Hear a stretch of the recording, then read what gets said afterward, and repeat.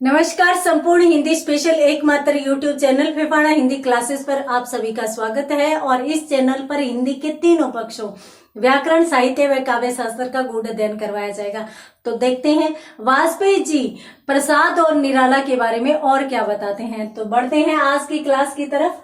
और इस क्लास में अपन पढ़ रहे थे नंद दुलारे वाजपेयी जी द्वारा रचित निबंध। कौन सा? प्रसाद और निराला। कल की क्लास में अपनों ने निराला जी से संबंधित या निराला जी के साहित्य से संबंधित विशेषताएं पढ़ी।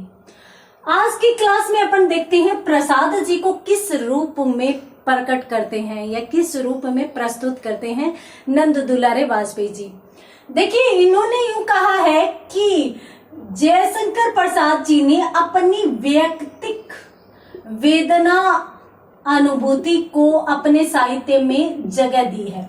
वैयक्तिक वेदना यानी इनके जीवन में, व्यक्ति का मतलब व्यक्तिगत रूप से, तो जीवन में इनके वेदना थी। मैंने कल इनका जीवन बताया था, इनके जीवन के बारे में कुछ तत्व बताए थे जहां पर इनको अनेक विपरीत परिस्थितियों का सामना करना पड़ा। हालांकि पैसा था, फिर भी नए परिवार था और नए घर में कोई ऐसा था, तो इसलिए इनको है वो इन व्यक्तिगत जीवन इनका जो है वो दुखों भरा था, वेदना भरा था।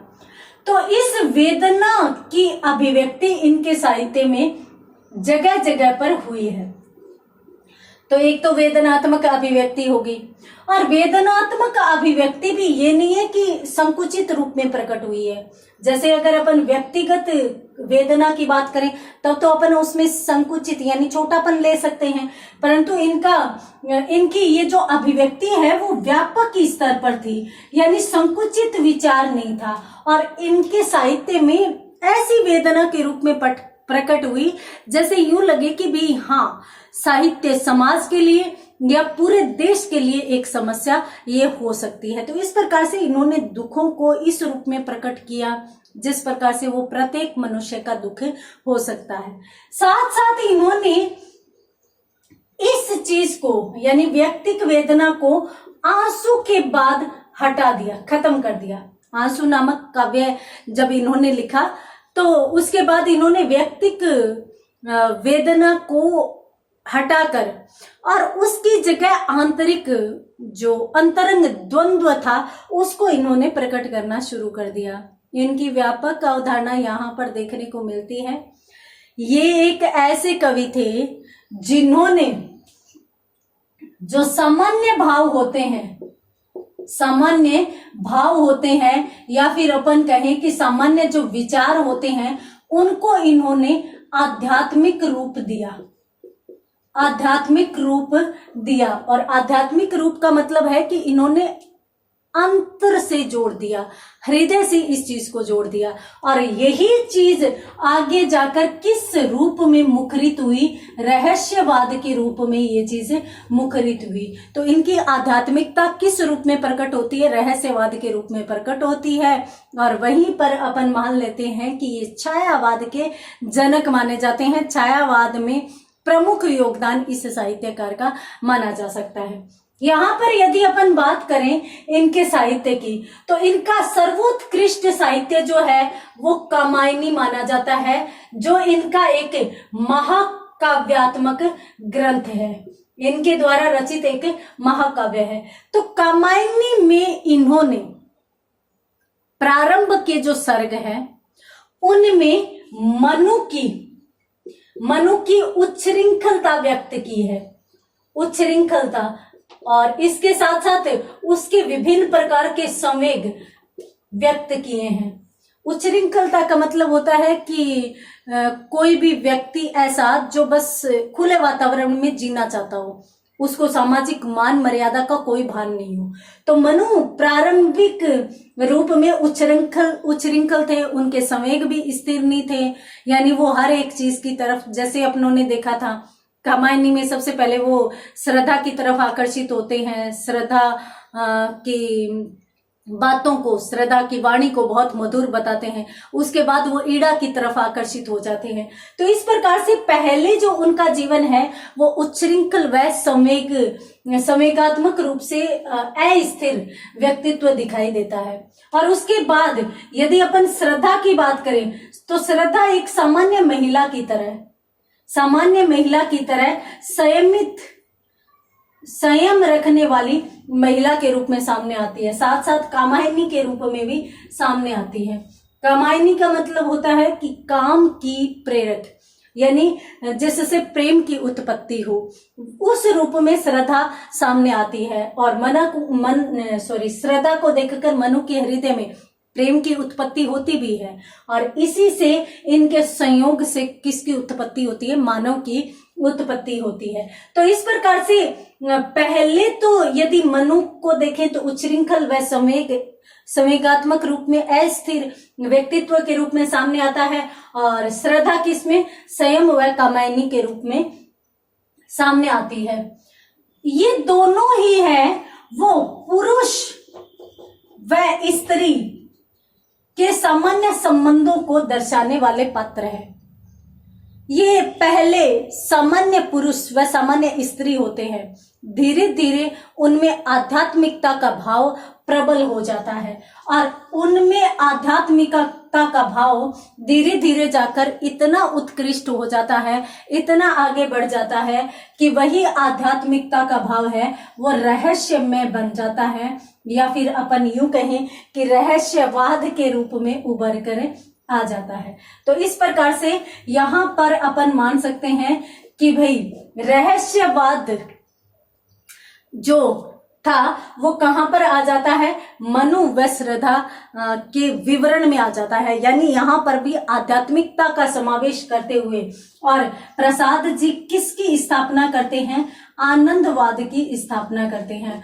और वहां पर फिर मनु और श्रद्धा आत्मा व परमात्मा की स्थिति में पहुंच जाते हैं, और आत्मा व परमात्मा की स्थिति, सूक्ष्म व स्थूल की स्थिति ही क्या मानी जाती है? रहस्यवाद मानी जाती है।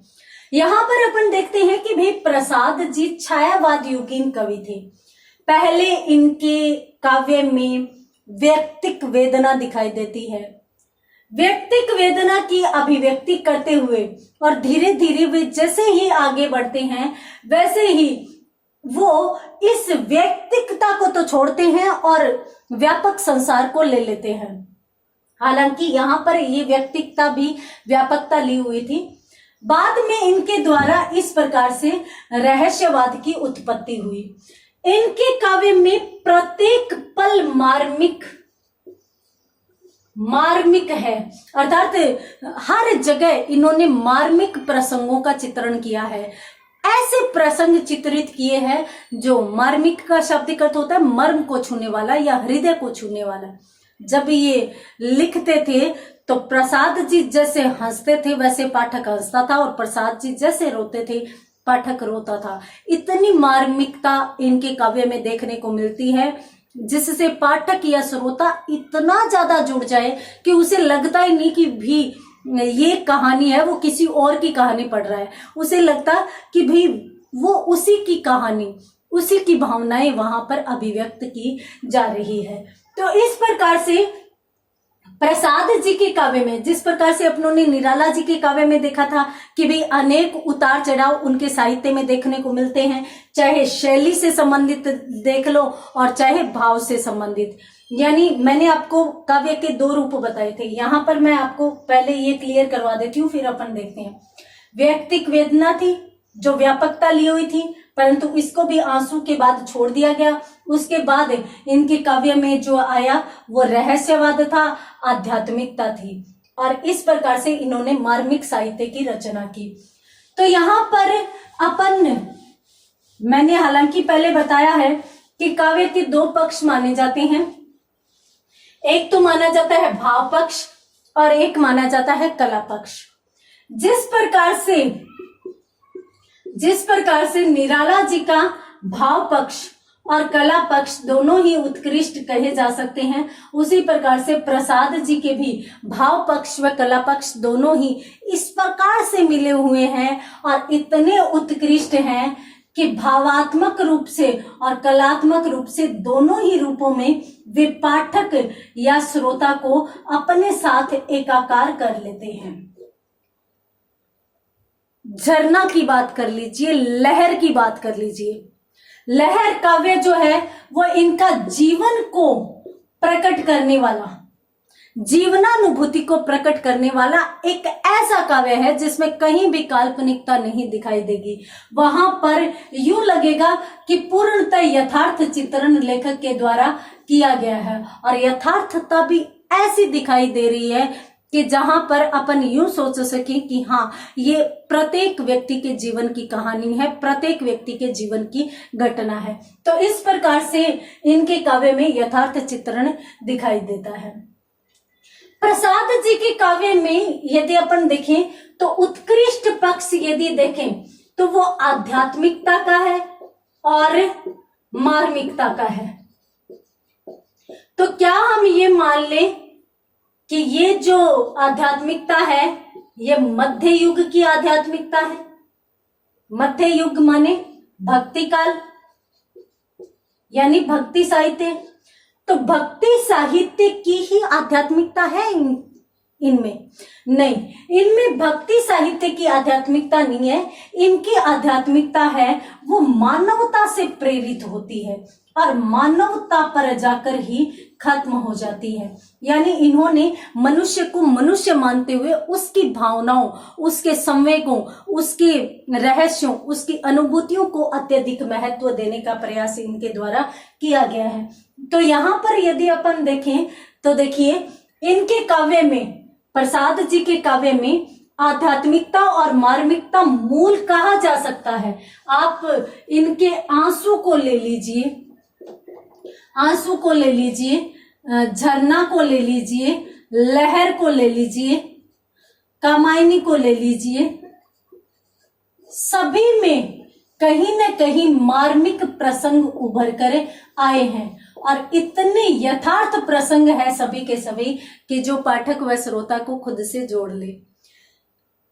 कहानियां लिखी है इन्होंने, उपन्यास लिखे हैं, नाटक लिखे हैं और प्रसाद जी एक ऐसे व्यक्तित्व थे जिन्होंने जिस भी विधा के लिए लेखनी चलाई उस ही विधा को इन्होंने उत्कृष्ट या ऊंचाइयों तक पहुंचा दिया।